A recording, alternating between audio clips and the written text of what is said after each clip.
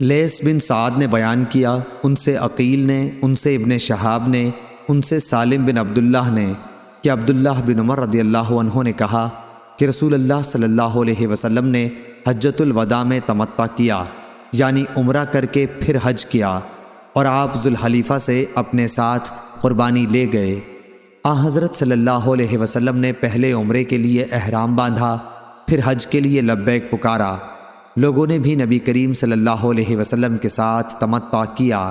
یعنی عمرہ کر کے حج کیا، لیکن بہت سے لوگ اپنے ساتھ قربانی کا جانور لے گئے تھے اور بہت سے نہیں لے گئے تھے۔ جب حضرت صلی اللہ علیہ وسلم مکہ تشریف لائے تو لوگوں سے کہا کہ جو شخص قربانی ساتھ لایا ہو اس کے لیے حج پورا ہونے تک کوئی بھی ایسی چیز حلال نہیں ہو سکتی جسے اس نے اپنے اوپر احرام کی وجہ سے حرام کر لیا ہے، لیکن جن کے ساتھ قربانی نہیں ہے تو وہ بیت اللہ کا طواف کر لیں اور صفا اور مروہ کی سعی کر کے بال ترشوا لیں اور حلال ہو جائیں،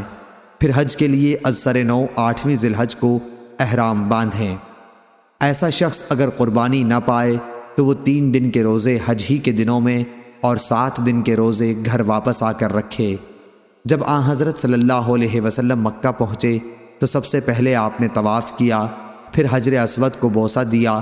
3 چکروں میں آپ نے رمل کیا اور باقی 4 میں معمولی رفتار سے چلے، پھر بیت اللہ کا طواف پورا کر کے مقام ابراہیم کے پاس 2 رکعت نماز پڑھی، سلام پھیر کر آپ صفا پہاڑی کی طرف آئے اور صفا اور مروہ کی سعی بھی 7 چکروں میں پوری کی۔ جن چیزوں کو احرام کی وجہ سے اپنے پر حرام کر لیا تھا ان سے اس وقت تک آپ حلال نہیں ہوئے جب تک حج بھی پورا نہ کر لیا، اور یوم نحر 10ویں ذی الحج میں قربانی کا جانور بھی ذبح نہ کر لیا۔ پھر آپ مکہ واپس آئے اور بیت اللہ کا جب طواف افاضہ کر لیا تو ہر وہ چیز آپ کے لیے حلال ہو گئی جو احرام کی وجہ سے حرام تھی۔ جو لوگ اپنے ساتھ ہدی لے کر گئے تھے انہوں نے بھی اسی طرح کیا جیسے رسول اللہ صلی اللہ علیہ وسلم نے کیا تھا۔ صحیح بخاری حدیث نمبر 1691۔ عروہ سے روایت ہے کہ عائشہ رضی اللہ عنہا نے انہیں نبی کریم صلی اللہ علیہ وسلم کے حج اور عمرہ ایک ساتھ کرنے کی خبر دی، اور لوگوں نے بھی آپ کے ساتھ حج اور عمرہ ایک ساتھ کیا تھا،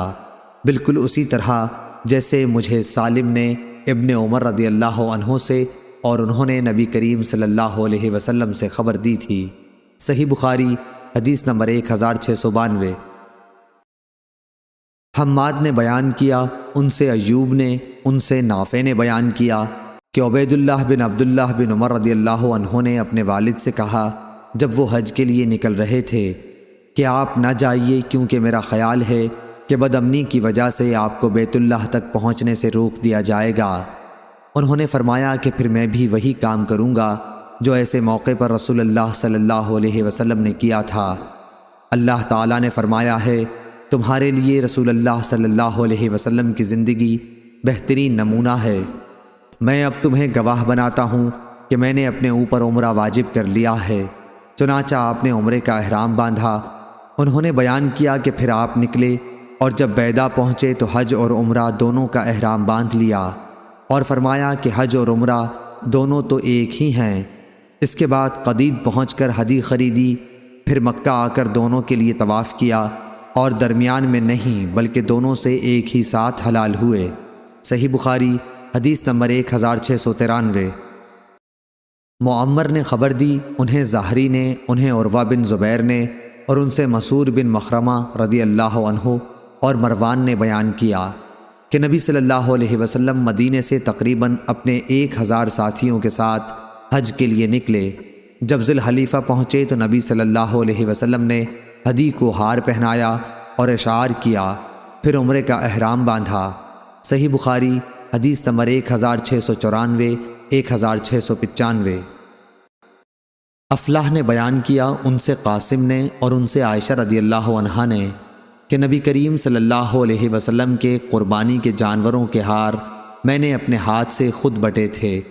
پھر آپ نے انہیں ہار پہنایا، اشعار کیا، ان کو مکے کی طرف روانہ کیا۔ پھر بھی آپ کے لیے جو چیزیں حلال تھیں وہ احرام سے پہلے صرف ہدی سے حرام نہیں ہوئیں۔ صحیح بخاری حدیث نمبر 1696۔ نافع نے خبر دی انہیں ابن عمر رضی اللہ عنہ نے کہ حفصہ رضی اللہ عنہا نے بیان کیا، کہا میں نے کہا یا رسول اللہ، اور لوگ تو حلال ہو گئے لیکن آپ حلال نہیں ہوئے، اس کی کیا وجہ ہے؟ آپ نے فرمایا کہ میں نے اپنے سر کے بالوں کو جما لیا ہے اور اپنی ہدی کو قلادہ پہنا دیا ہے، اس لیے جب تک حج سے بھی حلال نہ ہو جاؤں میں درمیان میں حلال نہیں ہو سکتا۔ گوند لگا کر سر کے بالوں کو جما لینا اس کو تلبید کہتے ہیں۔ صحیح بخاری حدیث نمبر 1697۔ ابن شہاب نے بیان کیا ان سے عروہ اور عمرہ بنت عبد الرحمن نے کہ عائشہ رضی اللہ عنہا نے بیان کیا رسول اللہ صلی اللہ علیہ وسلم مدینے سے ہدی ساتھ لے کر چلتے تھے اور میں ان کے قلادے بٹا کرتی تھی، پھر بھی آپ احرام باندھنے سے پہلے ان چیزوں سے پرہیز نہیں کرتے تھے جن سے ایک محرم پرہیز کرتا ہے۔ صحیح بخاری حدیث نمبر 1698۔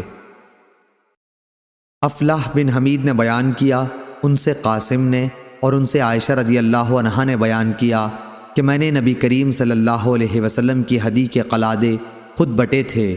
پھر آپ نے انہیں اشعار کیا اور ہار پہنایا یا میں نے ہار پہنایا،